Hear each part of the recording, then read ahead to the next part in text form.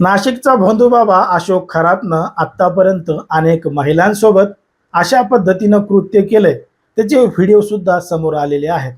पण मात्र त्या व्हिडिओमध्ये दिसतंय त्या पद्धतीनं त्या महिला ज्या आहेत त्या महिलांनी त्याला जोरदार विरोध केला नाही, त्याच्या विरोधात रीतसर आवाज उठवला नाही, म्हणून त्या महिला सुद्धा त्याच्या इतक्याच दोषी आहेत. कारण की अन्याय करणाऱ्यापेक्षा अन्याय सहन करणारा सुद्धा गुन्हेगार असतो. त्याच पद्धतीनं या महिलांनी सुद्धा अन्याय सहन केला, त्याच्या विरोधात रीतसर आवाज उठवला नाही, म्हणून त्या महिला सुद्धा कुठंतरी चुकल्या आहेत असं सुद्धा बऱ्याच जणांचं म्हणणं आहे.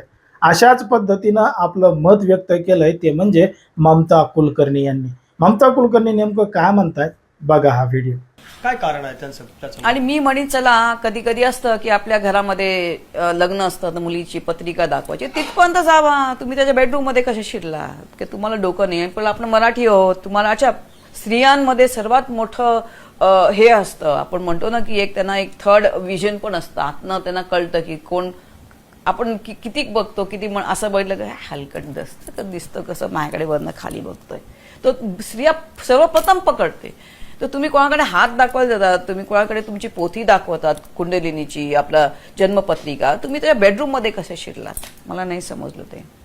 पण आई जागा तुम्हाला वाटलं, तुम्ही निर्बला, तुम्हाला कळलं नाही आणि फटके मारून निघायचा होता.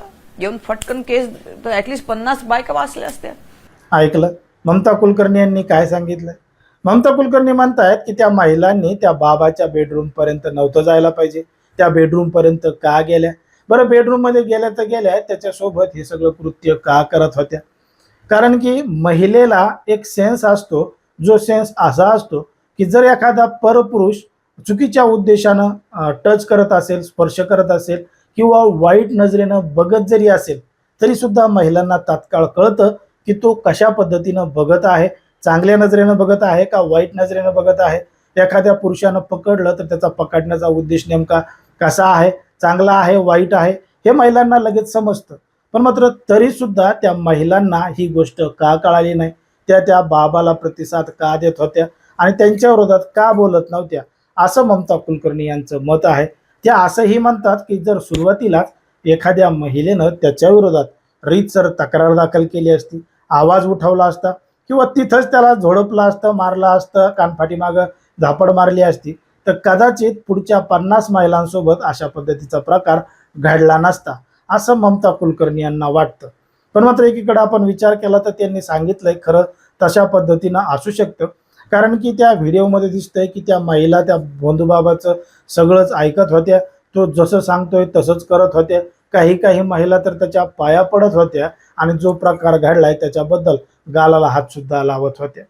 मग हा सगळा प्रकार बघितल्यानंतर हा सगळा प्रकार कशाच्या माध्यमातून घडलाय, काय घडलाय, या गोष्टीचा विचार केला तर ज्या पद्धतीनं त्याच्या विरोधात रीतसर तक्रार दाखल झाली, त्याच्यामध्ये सांगण्यात आलेलं आहे की तो महिलांना गुंगीचं औषध देत होता, काहीतरी प्यायला देत होता. त्याच्यामुळं महिलांना मळमळ होत होतं, चक्कर येत होती आणि काही सुधरत नव्हतं, त्यांच्या भावना उत्तेजित होत्या. मग हा त्यांना संमोहित करून गोड गोड बोलून अशा पद्धतीचं कृत्य करत होत्या, असं त्याच्या विरोधात सांगितलेलं आहे. पण मात्र ज्या पद्धतीनं व्हिडिओमध्ये दिसतंय ते प्रकरण वेगळंच आहे, म्हणून आता ममता कुलकर्णी यांच्यासारख्या महिला पुढे येऊन आवाज उठवत आहेत आणि अशा पद्धतीचे प्रश्न विचारत आहेत.